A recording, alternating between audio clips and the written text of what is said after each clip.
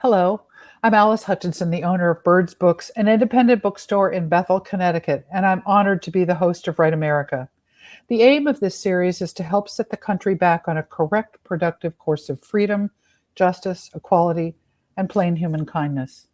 Write America is a literary series created by author Roger Rosenblatt, featuring award winning and nationally renowned authors and new and emerging writers in readings and conversations each week about how books and art might bridge the deep divisions in our nation.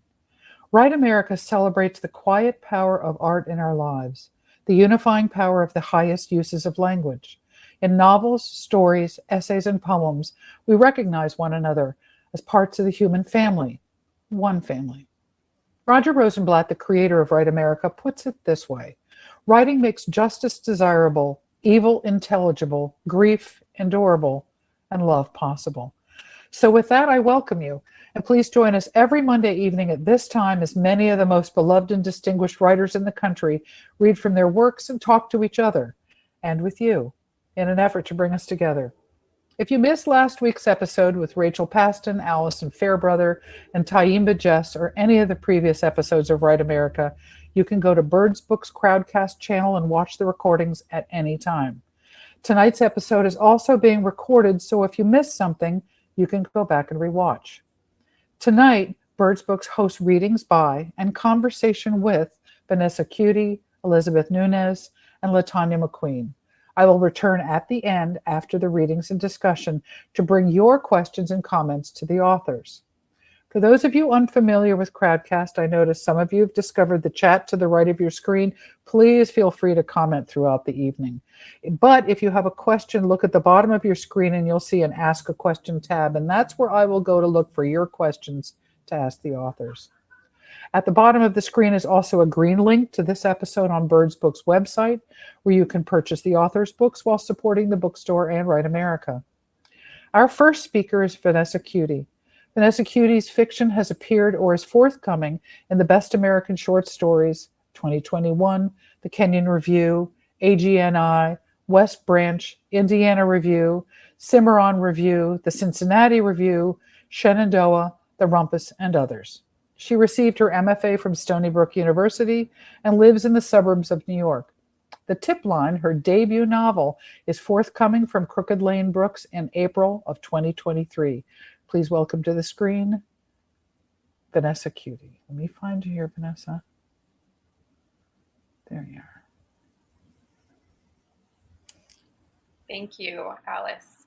I'm going to read something called Your Future, which was in the Cincinnati Review a few years ago. I've never known when to take my napkin off the table. It was the type of place that offers black napkins, and I had already put it in my lap, and I sat there with my hands folded on the edge of the table, just in front of my plate. I waited for him to say something. There was a twitching in him. I could sense it then while I watched the way he moved his fingers on his glass and rearranged his fork and knife. He shifted his plate. If he had had a mustache, he would have been twirling the ends. I imagined them shiny and pointed. Let's just get this out of the way now, he started. I could see people passing on the street. The couples who swung their arms, hands held in the middle, killed me. The waiters buzzed and smiled and bent in half at every table's edge.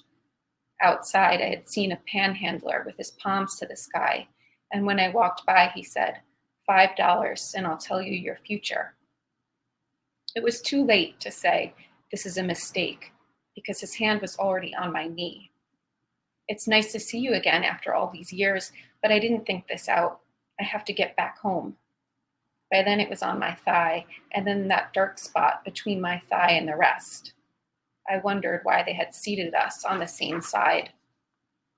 It was too easy. Snails in parsley and butter, game hen, a pasta that I didn't touch, Napoleon. His lips smacked when he ordered that. You want to know about the print on the duvet?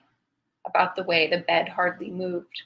About the uneven seams in the wallpaper? The drip of the tap, the bald spot. I gave up. I said, okay. At that point, it was the same either way. He had calluses, I'll tell you that. The skin so rough in places I thought it inhuman, unreasonable. It was nothing I was used to. I remember that he used 2 toothpicks. They were bent and wet, and the wood fanned at the edges where he had jammed them between his teeth.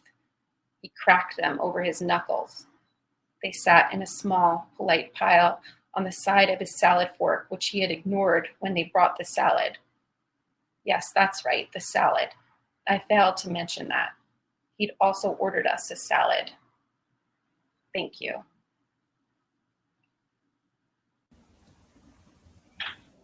Thank you, Vanessa.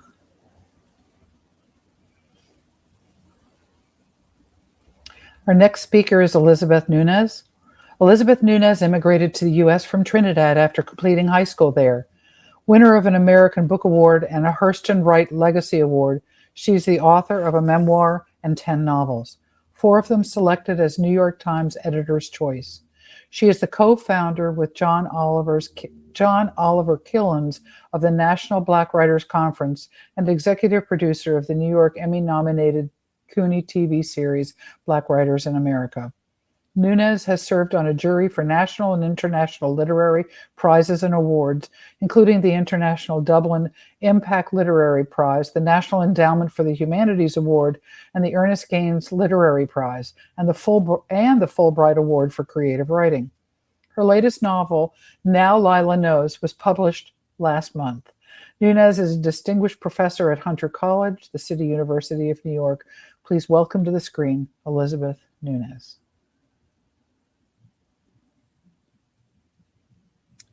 Thank you, Alice. And many, many thanks to Roger Rosenblatt for doing this incredible series. A little bit about Now Lila Knows, my novel. It takes its inspiration from a statement by Martin Luther King that the ultimate tragedy is not the oppression and cruelty by bad people, but the silence over that by the good people. This novel, Lila, the main character in this novel, has newly arrived from the Caribbean to Mayfield, Vermont, where she will be a visiting professor at Mayfield College. On her way there, she witnesses the fatal shooting by the police of a Black professor. The only 2 Black professors at the college expect her to tell the police what she saw. What should Lila do? Should she remain silent? This is the question I explore in this novel. So I'll read a part of it. Terence, one of the 2 remaining Black professors at the college, was walking down the corridor when Lila spotted him. "I didn't expect a visit from you," he said, unlocking his office door to let her in. "I hope I didn't interrupt your conversation with your students," she said. He laughed. "Conversation? That's an odd way to describe it. Do you have conversations with your students?" "Sometimes," she said, following him into his office. Her eyes swept across the room. Pictures of Malcolm X, Martin Luther King Jr., and some Black men and women she did not know were mounted on the wall. Books were everywhere, some of them on the ground, apparently having fallen off the tightly packed bookcase, which was sagging slightly to one side. "You chat with them?" Terence asked, picking up the books from the floor and stacking them next to each other in an untidy pile of books that cluttered his desk. "Have a heart-to-heart with them?" "I listen to them," she said. He straightened up. "Well, that's what I was doing." She was aware he had been watching her as she scanned his office. It was half the size of hers. There was barely enough space for a desk, 2 chairs, and a bookcase, but there was a window. She walked towards it. "You get a great view of the mountain from here," she said. "I could have asked for a bigger office," he said, "but I like seeing the mountain. It reminds me that there's a God." Her eyebrows shut up. "Surprised? Did you think I was a heathen, an atheist? Most Black Americans believe in God, you know. We are probably the most religious people in America. You can hardly walk 2 blocks in a Black neighborhood before you run into a church. You must have heard the Negro spirituals." "Amazing Grace," she said. "Well, we didn't write that one. If you go to the Library of Congress, you will see this inscription: Words, John Newton. Melody, unknown. But we know where that melody came from. It came from the bowels of the slave ship, from the groans, the cries, the prayers of enslaved Africans, from the clanking of the iron chains around their legs. Here, listen. She waited as he beat out the sorrowful rhythm with his foot. Dum, dum, dum, dum, dum, dum, dum, dum. The thumps hard and ferocious against the thinly carpeted floor. John Newton was a captain of a slave ship, he said, stilling his foot. That's where he heard that painful melody. He had a conversion. But before that, he bought and sold human beings, trafficked them on a slave ship that stacked Africans attached to each other like floorboards, heads to feet, feet to heads in the hold of the ship, and then dragged them, chained by the neck and ankles, to my part of the world. He searched her face as if expecting a response. And when she said nothing, he added, almost as a chastisement for her silence, drag them to your world too. I see Martin Luther King, she said. Everybody knows Martin Luther King, he said gruffly. He stretched his top lip stiffly over his teeth and shook his head. She winced. And Malcolm X, she said quickly, feeling the sting of his scorn. You have an excellent photograph of him. His face relaxed. King has a national holiday, but without Malcolm X, I think it would have been harder for him to get the people behind him. I'm talking about the grassroots who marched through the streets. His mother was from Grenada, she said, from my part of the world. He frowned at her and then, as if suddenly aware of his chastisement, drag them to your world too, he had said, intended, however subtly. He was honest enough to acknowledge this to himself, to accuse her of distancing herself from the horrors of slavery. He swiped his hand across his mouth and said, apologetically, I didn't mean to imply. She didn't allow him to finish. Oh, you said enough to me in the cafeteria. Is that why you're here? Where I come from, we were the seasoning place. The Caribbean islands were where they tried to break the Africans, ready them for the plantations, she said. Sit, sit. He pointed to the chair facing his desk. I shouldn't have talked like that in the cafeteria. But this is our country, Lila. We have to solve our problems. African Americans have to take the lead. There was an intensity in his voice that compelled her to make an admission she had not planned. Maybe she simply wanted him to know he was not alone. She was on his side. She swallowed down hard and took a deep breath. I saw when that policeman shot Professor Brown, she said. The expression on his face changed in an instant. His face darkened and rows of thin wavelets crossed his forehead. He pressed his hands on his desk and bent towards her. His shoulders raised, the muscles on his neck strained. Did you tell this to anyone? I told Robert, she said. Robert? My fiancé, back home. So are you going to report what you saw? Terence was looking intently at her. I'm not sure if it could help, she said. The police may not put too much worth in what I have to say. And why is that, Lila? I'm here only as a visitor, an immigrant, and what, Lila? And I can't be sure of what you saw. Her fingers twitched nervously. If she reported what she believed she saw, she would have to go to court as a witness. She would need a lawyer, and she did not have money for a lawyer. And what would be the worth of her word against the word of an American officer of the law? She was here at the pleasure and goodwill of the U.S. government. It was the U.S. government that had granted the college permission to hire her. Her work permit could be yanked. She could be sent back home. She knew Terence was waiting for her answer. She looked down on her hands. She could not bear the sting of the glare from his eyes. But you did see, right? Terence was saying. His eyes were still fixed on her. You said you saw. I said I saw when it happened. I cannot be sure I saw what happened. Terence threw back his head and laughed. It was a laugh without humor, a sad, accusatory laugh, a fine distinction, but a distinction all right between when and what. But I don't blame you, Lila. Like I said, this is not your problem. You can go back to your sunny island. We live here. We have to face the racism here. I wanted you to know, she said softly. To know what? That Ron was innocent, he laughed. My dear West Indian girl, you do not have to tell us that. We know. We have decades of knowing. The police are always right. Black men like Ron are always wrong, always guilty in their eyes. He began gathering his books and papers on his desk. I have to go. Those students, he pointed to the door. I told them I'll meet them in the library. He was dismissing her, but his condescension had irked her too. My dear West Indian girl, he said. He let her leave first, standing back politely at his office door to let her pass through. And then he walked away from her in the opposite direction. He was angry with her. She could hear his footsteps clanging noisily down the hallway, and perhaps she had given him leave to be condescending. She was a coward. She had squirmed her way out of taking a stand with her simpering when and what. Yet she had a legitimate excuse, sensible reasons for not committing herself to any statement that would implicate her as a witness, that would invalidate the police officer's claim, accuse him of lying. This was not her country. She could be deported. And I will stop here. Thank you very much. Thank you, Elizabeth. Our next speaker is LaTanya McQueen. LaTanya McQueen is the author of When the Reckoning Comes, and it begins like this, an essay collection with Black Lawrence Press.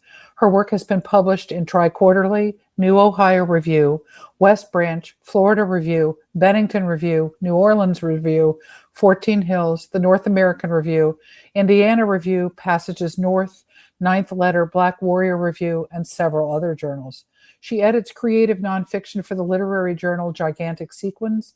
She received her MFA from Emerson College, her PhD from the University of Missouri, and was the Robert P. Dana Emerging Writer Fellow at Cornell College, and is now an assistant professor at Coe College, where she teaches English and creative writing. Please welcome to the screen, LaTanya McQueen. Let me find you. There you go. Hi. So I'm going to read from my novel, which came out last year. It's about a woman who returns to her hometown to attend the wedding of her friend.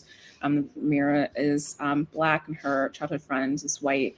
And the wedding is being held on this renovated plantation that is advertises as providing guests with an authentic antebellum era experience, complete with reenactments. The plantation is also too rumored to be haunted. So I'm going to read a little bit. I'm going to read the forward. I'm going to read a little bit from the first chapter. They are coming. In life, heavy was the crown of chains meant to keep their bodies down, but their spirits soon will rise. They are coming with their shackles, wearing them like armor, fuel that reminds them of their purpose. They bring the chains made from wrought iron used across the wrists and ankles as they were stolen onto ships. They bring the iron collar placed on as punishment, its 4 prongs sticking out to keep them still. They bring the leg irons, 2 horseshoe-shaped rings cuffed around the ankles with a bar between. The metal once rubbed against their skin, causing it to bruise and break. They are coming with the branding irons shaped with the initials of the men who seared their flesh, forever marking them with their names. Their own names were taken, erased, but they have them back now. The iron is hot from the burning flame. The skin will flush red after, the dermis deep enough to easily slough off. What remains will be the mark of the men and women who once owned them. They come bringing tools to slaughter and maim. One holds a gelding knife. His hand tightens around the handle, ready to take. They are coming with the whip with its 9 knotted lashes. Their hands carry glass jars of what will be rubbed in after. Turpentine, lime juice, hot brine, piss, whatever will make the flesh sting. Virtue, you preached, came from being beaten. Redemption from blood. With the knotted whip raised high, you delivered your sermon. The strike of the lash cracking the skin, in return the faltering pulse. Nearby, they watched in the fields as you then held your son's hands, teaching your boys to practice the whip on the tree's flesh. Aim from the middle, you taught. Imagine the trunk is the space between the shoulder blades, the safest spot to do the most harm. They come wearing the clothes they died in, clothes worn day in and day out when they were alive. See the house servants with their cast-offs. They are barefoot, subjecting themselves to blisters and cuts rather than suffer wearing anything that would make them hotter. They wear quantiers, softened oxide cut to the shape of a foot and tied together with string. They wear the shoes bought by their masters, children in calico slacks, men tipping their straw hats to the women as they move further along. Women in their Christmas clothes, a few with ribbons tied in their hair. How long did you think after all of this it would be before their souls finally came for you in the night? These men and women remember. They remember the sight of their husbands and sons hanged from the trees they worked under. They remember the feel of the cold metal on their ankles. They remember the taste of it as the iron bit was forced in their mouths. They remember the taste of their own blood mixing with their saliva as it dripped down their faces, soaking what rags of clothes they wore.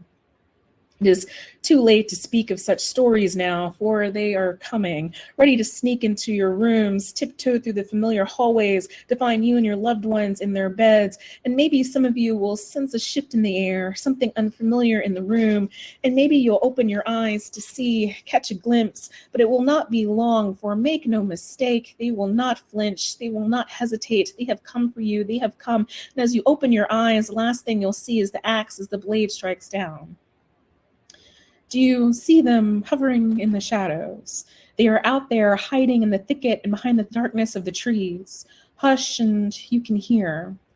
It's been said that on a quiet day in the woods, a sound can carry for miles, although trees can absorb it, and there's also the thrush of branches against the wind, stifling what noise can be heard. In the summer, the sudden bursts of rain pound against the earth. Nature's inhabitants, the birds perched on branches or the frogs with their mating calls, fill the woods with their croak and thrum, their whistle and pitter. During locust season, everywhere you can hear their high-pitched hum, making the air feel electric and alive. Late at night, there is the sound of dogs on the scent, followed by their last yelping howl. Hush, though, and listen. If you're quiet, you can hear their whispers in the water calling to those left behind. Hush, and you can hear them lurking, waiting for the day they can make their return.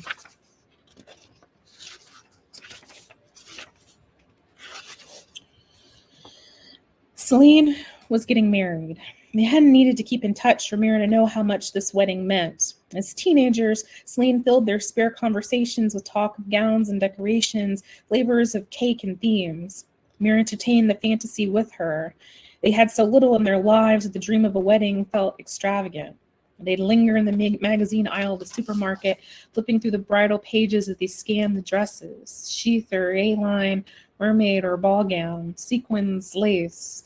Celine searched for the perfect one, always thinking she found it to later find another. They were all beautiful, Mira told her. They were all already perfect. But for Celine, it was about more than the dress. The wedding was a chance for her to be seen as someone worthy, as beautiful, as deserving of the attention spent. Still, they weren't teenagers anymore, and it had been a decade since she'd seen Celine, almost as long as the heyday of their friendship. They hadn't been friends for a long time, but Mira wondered about all those years in the beginning. How long did the sense of obligation to someone last? Did she owe it to Celine to come to her wedding if they'd once been friends? Oh, I don't know what I'll do if you're not there, Celine continued on the phone, and the knot of guilt wrangled inside of her. Celine told her the wedding would be during the height of summer. Mira mentally mapped out the logistics of the trip, allowing herself to entertain the possibility. Of course, she'd have to find something in her closet to wear, buy a dress on sale if she couldn't. Summer wedding meant she wouldn't have to take off from teaching. It was not a long drive from Winston-Salem. It would take a couple hours if she didn't hit any traffic, half day at most. If she left early enough, it wouldn't be so bad. New dress, the cost of gas, and the expense of a hotel for a night or two. She could afford all that, so it wasn't a question of if she could or couldn't go. The real question was if she wanted to, and she couldn't say she did, not with any real sense of authority. It's the money. Don't worry about it. I'll pay for your room. I can send you money for your travel, too. Anything you need, Mira, just let me know. All you have to do is come. Mira bristled. Was this another insult hiding underneath? She couldn't be sure. You don't have to pay for my travel. I can afford it. Oh, I didn't mean. I know you can afford it, but free is always better, isn't it? What about your room? It's the least I can do. They've made these sweet-sized cottages on the property. I'm sure you'll love it. Wait, Mira said. It hadn't occurred to her to ask where the wedding would be. She'd assumed it'd be at the country club right on the border of the town, near the golf course and the old moneyed homes, but the mention of cottages threw her off. Where are you having this? This millionaire bought and renovated the old Woodsman property. It's become a pretty popular touristy place since it opened. We're going to be the first to have our wedding there, which is a little exciting when you think about it. Celine, you can't be serious, Mira blurted, refusing to hide her disapproval. You can't possibly be having your wedding at that plantation. You wouldn't even recognize it now, Celine responded, missing Mira's point. The property's been completely redone. Celine should have known it wasn't about what the place looked like, but then Celine hadn't been with him that day, only heard the story afterward like everyone else. Mira and Jesse were the ones who'd snuck off, and in the time since, who knew what it had become, the history rewritten, erased, having become something entirely new. This is what Celine was trying to convince Mira of as she pressed the phone against her cheek and thought back to a past she'd hoped to forget, to the girl she'd been, and to the friends she'd loved. Celine, what about Jesse? Did you invite him too? Of course I invited him, and yes, he's coming. He's fine with the whole thing. We spent a lot of time together since he found out about the wedding. He's been really supportive. When I worried over the expense, he convinced me I was being foolish, and he's helped me decide on decorations and all the stuff Philip couldn't be bothered with. I didn't think Jesse would be interested in this sort of thing, but maybe he's just lonely. I never see him talk to too many people around here. He keeps mostly to himself. It was as if the wind had been knocked out of her.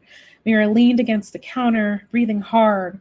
It not only surprised her that Jesse would want to be involved, but that, at least from Celine's perspective, they'd become friends again, whereas Mira couldn't remember the last time she'd heard from him. She didn't know what to make of any of this. She'd spent years trying not to think about Jesse, but what had happened between them. Hearing Celine talk about him now made her ache with longing and regret. When she'd left Kipson, she'd also left him, thereby creating a resoluteness to the possibility of what could have been. What did you say when you invited him? Mira asked Celine. How did he respond? I told him where it was and asked if he'd be okay with attending. He said that it was all so long ago. He didn't care about what happened back then. I asked him if he was sure, and he shrugged it off. He's really okay with it, Mira. In fact, he seemed a little excited about it, if you could believe that. Mira didn't believe it, but what else was there to say if she was telling the truth? You can think of all of this as a sort of vacation if you want, if that will make you say yes. Vacation. Mira held in her laugh as she considered the proposition. Nothing about someone else's wedding could seem like a vacation to the ones not getting married, but she decided not to give Celine an answer on the spot. Instead, asked her for a little more time to think about it. She figured maybe if enough time passed, she would just not pick up the phone if Celine called, ignore any emails sent. The decision would be made for her. After the wedding, she could play it off as if she had forgotten to respond, that she'd become too preoccupied with the end of the school year. She'd make sure a few weeks later to send a nice gift, something from Neiman's, a gift she couldn't afford but would buy for a childhood friend anyway. Mira had made up her mind, or she had thought she had, but a few days after a conversation with Celine, she received another call, an unrecognizable number on her cell. Mira had missed it, but saw the voicemail. She hit play and listened. Hi, Mira? Celine gave me your number. I hope it's all right, the man's voice began, followed by a pause, and she knew in that instant who it was. He forced out a slight laugh before giving a deep-throated cough, attempt at buying time while figuring out what else to say. It's been a long time, I know. I just wanted to call and I don't know. He started again, and Mira wished she could know what thoughts lay in the space between his words. Whatever came next would be a revision, only a fraction of the truth. I've missed you, he said, and the message ended. Mira called Jesse back immediately, but the phone rang and rang. Flustered by the beep of his voicemail and not knowing what to say, she ended the call and didn't try again. Listening to the message, she could picture him, scrawny and tall, ashy knees and elbows, his freckled golden skin and the afro curls the sun had tinted a reddish brown. As he talked, she imagined him rubbing his hand over his mouth, an attempt at masking the small cleft on his upper lip. He was always self-conscious about the way it looked, and she imagined the mustache he tried to grow when they were younger had now fully come into being. After Mira couldn't get a hold of Jesse, she'd called Celine back. Yes, I'll go to the wedding, she said as she circled the date on her wall calendar. Yes, yes, she repeated, reassuring Celine, but also in a way herself. She'll be there. She'll come. Thank you.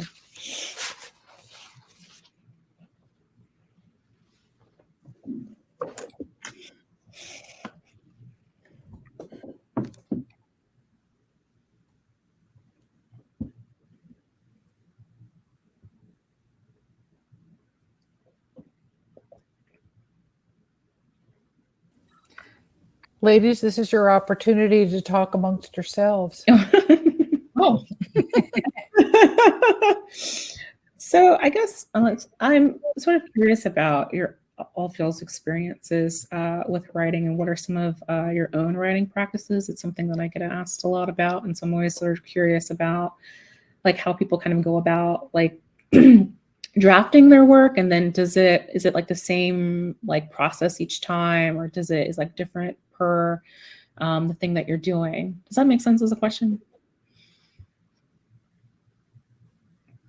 Go ahead, Victoria. Yeah, I mean, I think for me, it's pretty different every time. I mean, if I'm lucky enough to feel like I have an idea to do something, you know, I kind of just have to first, I guess, find my way into it. And I guess that's the hardest part for me, is like finding out, you know, what kind of concept or how I'm going to bring the idea from just an idea to, you know, a finished short story. Or so I think it's just kind of, once I have that little grain of an idea, it's really trying to find my way into something and see if I can get a foothold just to start something going. The point of discovery, the writing is about discovery. I was struck with something in the three readings that how writers just go into this space of pain that most people don't want to go there.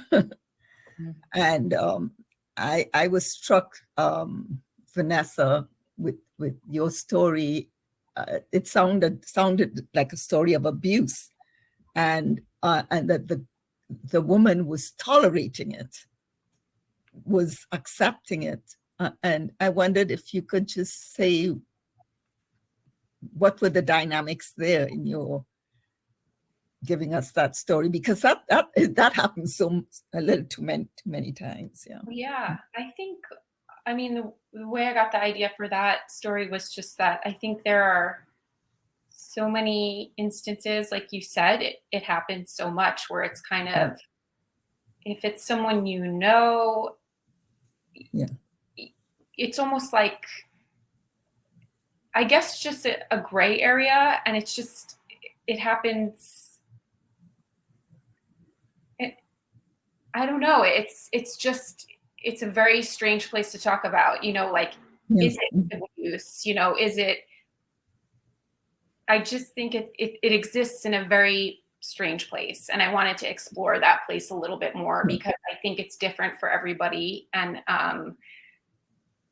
I wanted to get in the head of someone who was seeing a man after a very long time of not seeing the man, and then sort of just had these assumptions. And I think, you know, a lot of us have been there. So yeah. But so what I was trying to get, and this is also Troy too, is that how do you deal with that pain, confronting that pain? You know, writing about that pain all the time. I was thinking about a story about you know, where she brought to life what happened to enslaved people, the kind of torture that happened. And, you know, we talk about slavery, we talk about that as a piece of history, but to actually look in the face and see what that was, how do you do that? How do you manage that pain? Mm-hmm. This is quite, I mean, I don't know. I feel like writing is the space for that. I feel like the real difficulty is dealing with the pain that is in that you experience in life, as opposed to just, I mean, writing is the space to deal with how you handle the pain of life, I guess. So it's not so much the writing, it's the hard part. It's the existence is the hard part. Yeah, Am I but wrong? to write it, you have to confront it very intimately. It's not that you write with a distance. I think of some of the stories I have written where to imagine certain things, I would have to almost put myself in that situation, and it's very painful to do that. You know, a family member of mine, she just retired from Emory, and she used to talk about how like she really was, part of the reason why she got interested in history is because it had already happened, and so there was an element of distance there, and she didn't have to like, it didn't affect her as much because she already knew the ending. And so I sort of wonder in some ways if it's a little bit of that too, right? It's easier to sort of write about something that's already happened because it's already over, you know the ending of it. I don't know. I do think, I mean, I also too think fiction it can be like I don't want to say easier, but there tends to be an element of distance with fiction as opposed to nonfiction in writing about pain. So I think it can be a little bit, I guess, emotionally difficult to confront certain things in that sense because of that. But I don't know, I guess for me, I'm always sort of motivated by a desire to tell a story. And I guess that trumps anything else, I think. Yeah. I don't know. What about for you? Because like you're also too, right? Right? Like you're writing about difficult subject matter too, and you're writing about like pain, but also too, you're writing about things that are happening now. And I feel like that would be difficult. I mean, in my story, I think when I give readings of that novel, which just came out last month, when the audience there are Caribbean people in the audience, they are a little uncomfortable with that story because and it took me a while. I mean, this is my 10th novel, and it took me a while to really write about that, because the fact is that an immigrant can always stay on the sidelines. An immigrant can always do that because the immigrant has come to better their lives. They're looking at sending stuff back home, sending money back home, moving themselves forward. So they can always have an excuse not to get involved. So what I really wanted to confront in that novel is immigrants in general, but more specifically, a Black immigrant. To what extent does a foreign-born Black immigrant, have a responsibility to move the needle for the racism in this country? Can they stay as a spectator, or do they have to get involved? And I have to say that what strikes me is that if there's an injustice done to an immigrant, African Americans come right away and support it, right? Is it because it's their country, as this character says? So my Lila has to decide. I mean, she doesn't have to get involved. She has seen this. She doesn't have to get involved. She can, and the people back home are telling her, don't get involved. But is this the expectation that she should?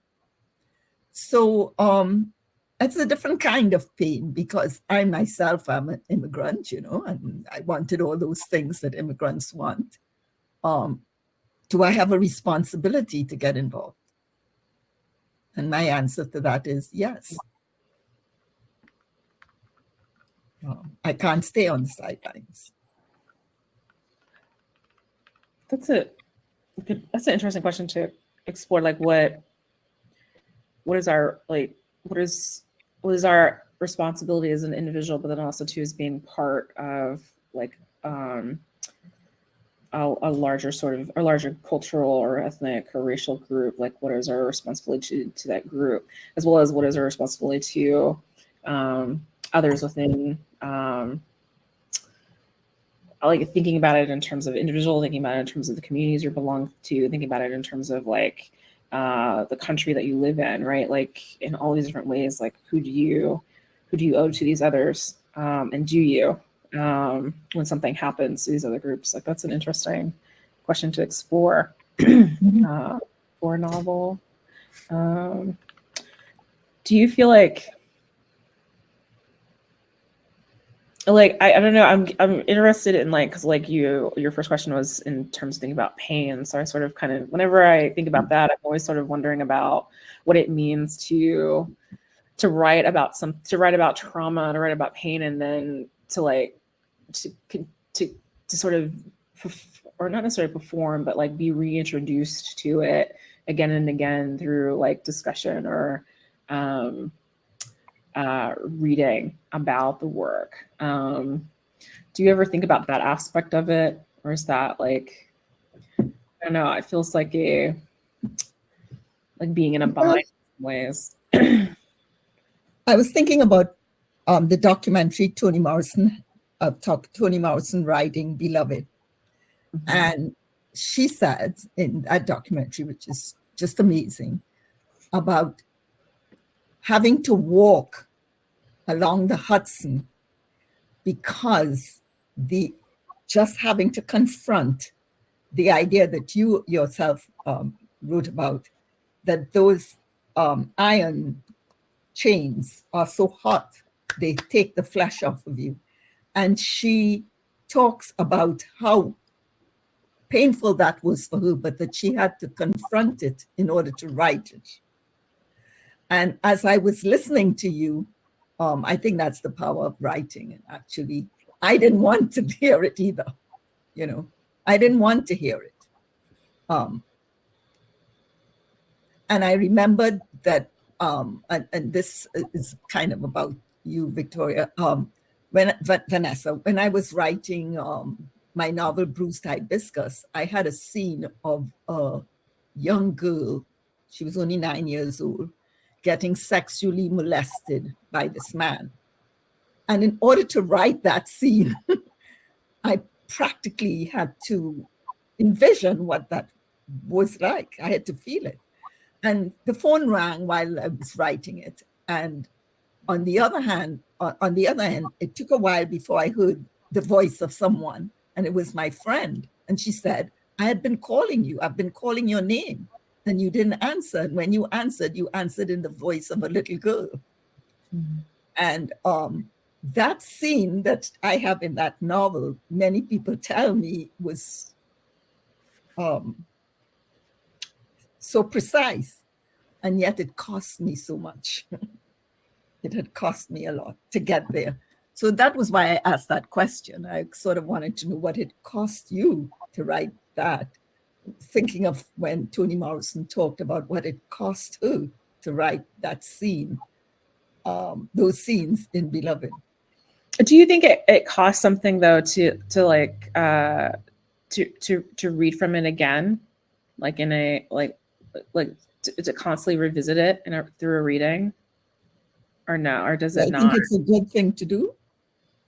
Do you think that it costs something in the same sort of way, like through the act of like performing, like by reading about trauma again and again and again, right? Like that act of reading from a work that is about trauma, that is about pain. Do you feel like that it like takes something from you through that act of reading, or does it not? Well, I guess I was just talking of it from the point of view of the writer, that it costs the writer to be able to dramatize that, to write about it. And then the reader comes into it. But in order for the writer to do it effectively and to do it really well, that it has that kind of impact. And I'm saying, Vanessa, when you did that toothpick, when you talked about that toothpick, it was so precise. It was such a clear image. I knew who that man was. I knew everything about that man just from that toothpick. and the flared ends. I know. So I'm just saying, in order to write that, you had to live it. You had to feel that. Mm. And then I come into it as a reader. So that was what I was talking about. I see. I see. Mhm. I wanted to respond to, I know I'm seeing in the chat, I don't know if Alice expects us to talk about it, but I'm seeing in the chat where somebody says Black is not a monolith, and which is absolutely true. I'm not talking about that. I'm talking about immigrants, that we cannot stay on the sidelines, and we have to move the situation of racism in America. We have to do it. We have to get involved. That's what I'm talking about. And I'm saying that we can escape it. Many immigrants do. In my own family, they've lived here for years and they'll go back home. They go back. What sparked the idea for writing the book? And I guess also too, Vanessa, for your story, you wanted to answer? Elizabeth, you want to go first? What is the question? What was the genesis for writing your book and for Vanessa, your story? Ooh. Sorry. Well, I think writers want to say that they don't write about themselves. It's not autobiographical. You don't have to find out about themselves to understand the book. But I think we do mine our experiences. We do mine our passion to create this work. And whatever we feel strongly about. And it may take us years to write that novel. I mean, it took me years to write this one. I've written on different topics. So I think it's something you feel. Let me say, it's a question that keeps rolling around in your head, and you write the novel, and when you finish write the novel, a new question comes, and you write another novel, and you keep on going. You know. But like, where did the idea come from? The idea of this novel? Mm-hmm, mm-hmm.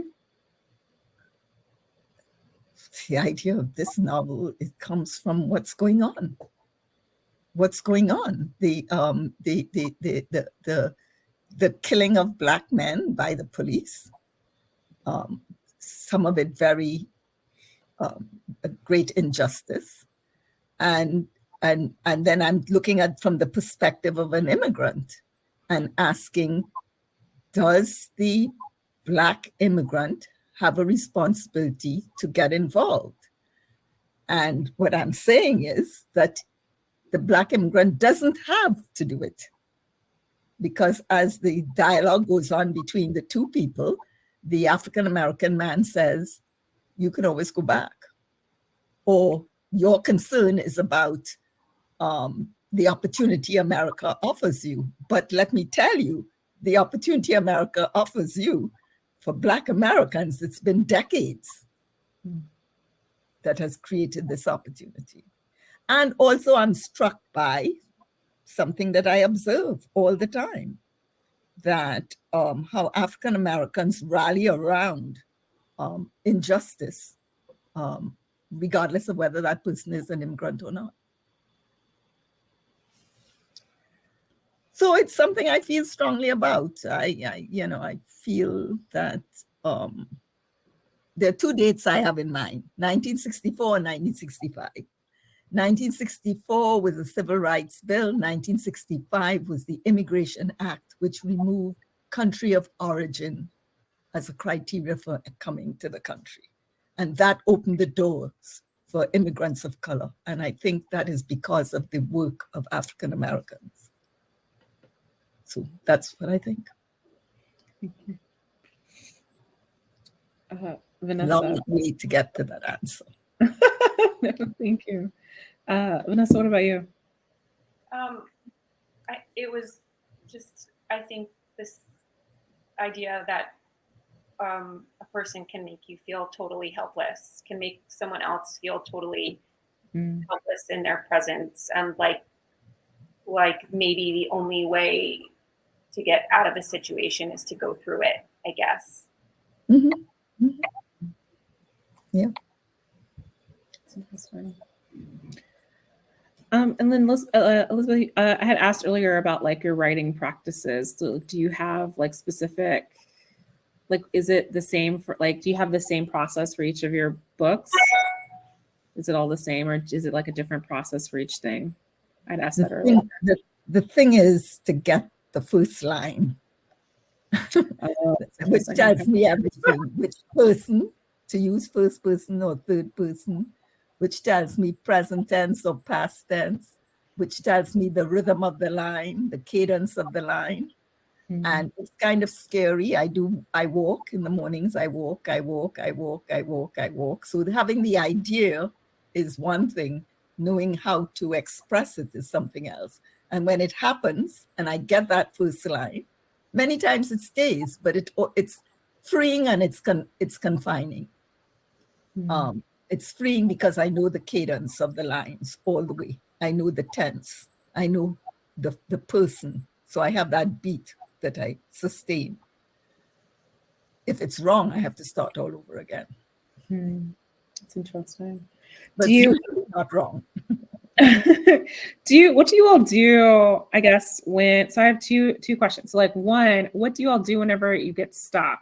So I guess like the writer's block question. And I think this is also too tied, because my second question is tied to my first, is that like are you finding it more difficult now to write given like the state of like things happening within the world or within the country, within the world? Well, I think for me, when the pandemic first came down, I couldn't write. I could hardly read. I could hardly get through a book, which is what I usually do when I can't write, is I just read instead. And I try not to force myself, and I try to just ease back into it. But there was a good, I don't know, full year where I didn't write a thing because it was just so overwhelming. And I think, I mean, things are overwhelming now in a different kind of way. I've been able to read a lot recently, so that at least I can, at least I'm getting through some reading. How about you guys? I have to say, I read Moby Dick. Wow, really? I mean, everybody has to read Moby Dick in grad school or at some point, but we only do it for classes or whatever. And I loved it, just absolutely loved it. I began taking notes and all sorts of stuff. I mean, it's a wonderful book. I mean, not the stuff about how to kill a whale, but how to capture a whale. Those parts I sort of ran over, but other than that, I read Moby Dick. I read over books that I loved.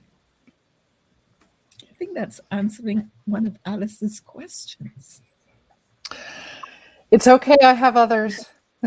One of the things, and just to tell you that most of the people that have brought up this, what have you done during the pandemic, has it inspired you or has it frozen you?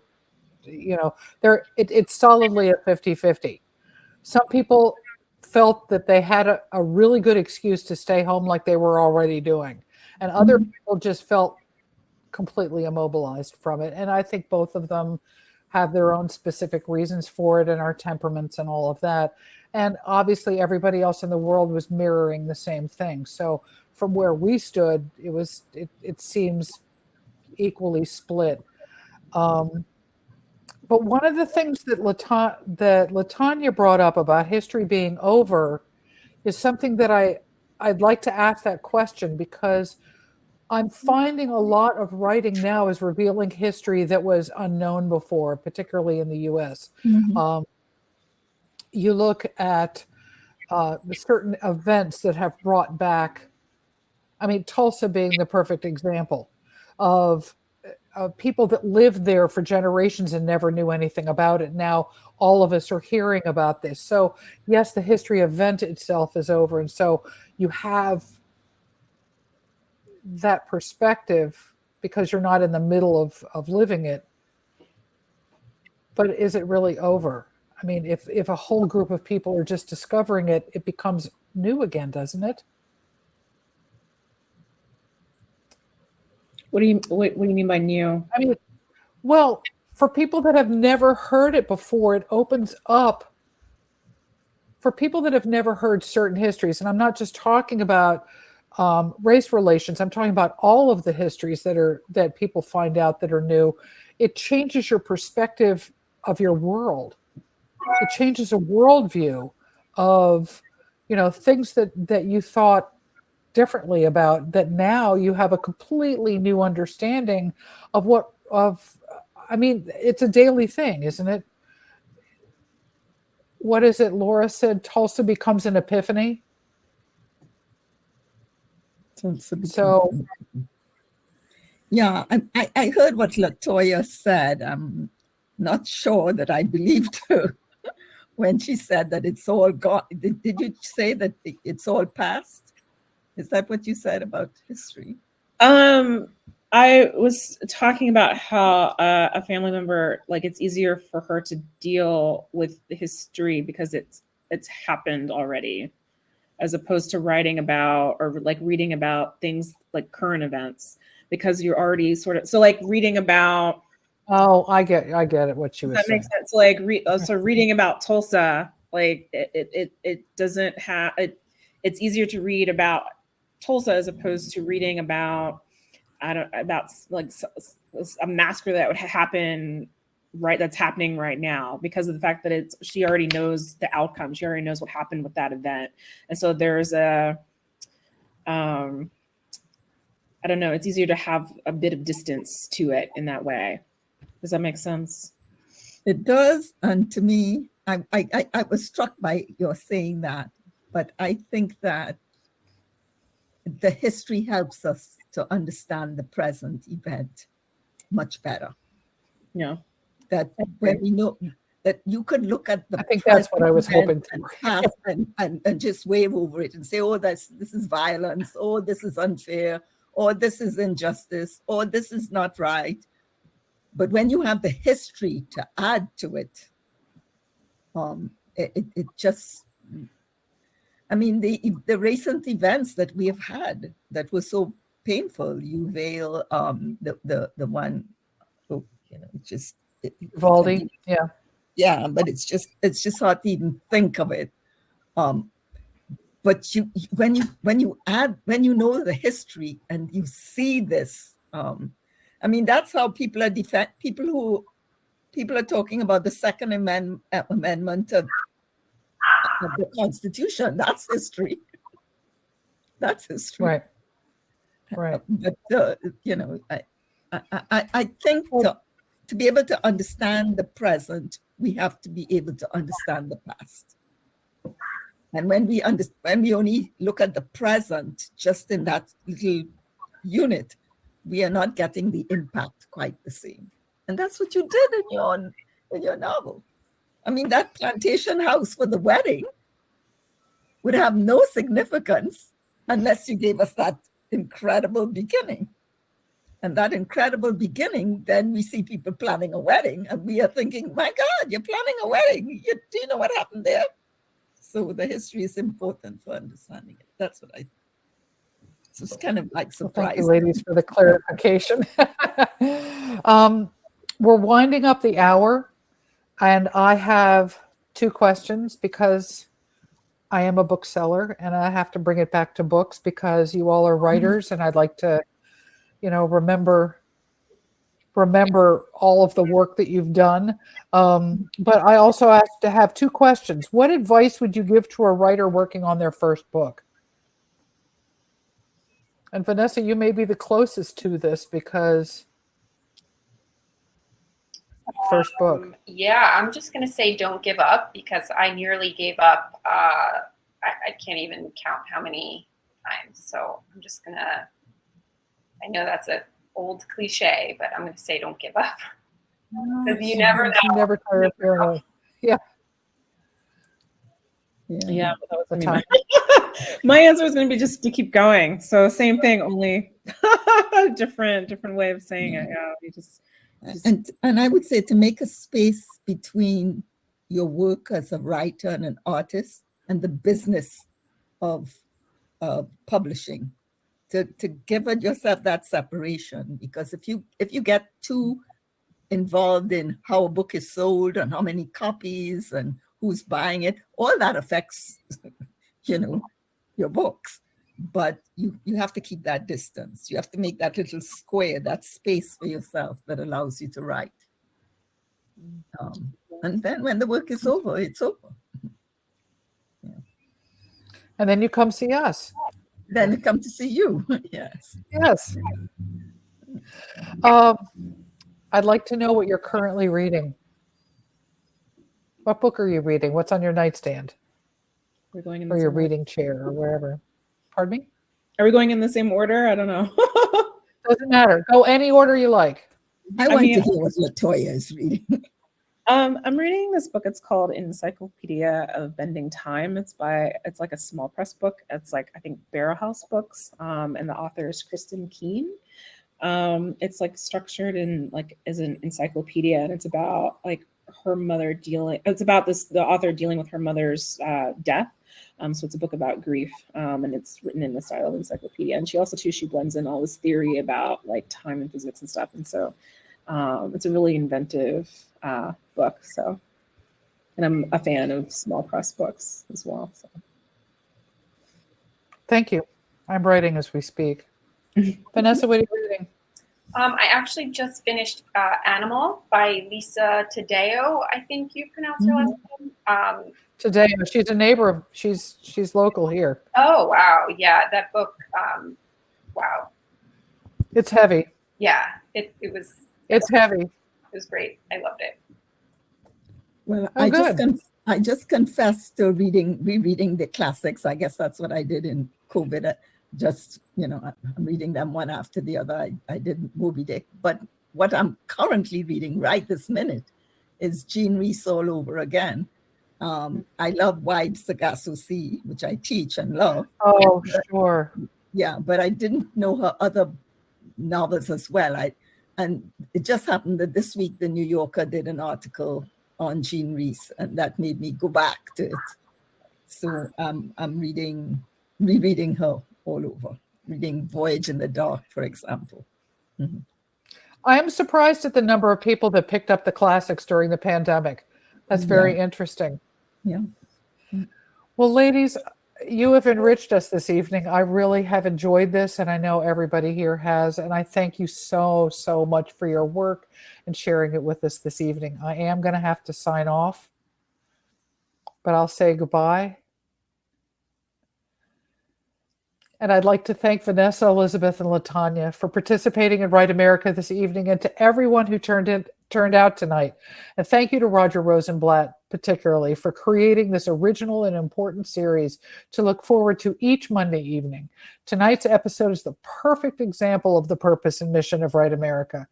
We hope to see you all next Monday, July 18th at 7 as we welcome Maureen Murphy and Joyce Maynard. Please remember to check out Birds Book's Write America page, where you can sign up for upcoming episodes and maybe purchase a book or two. Thank you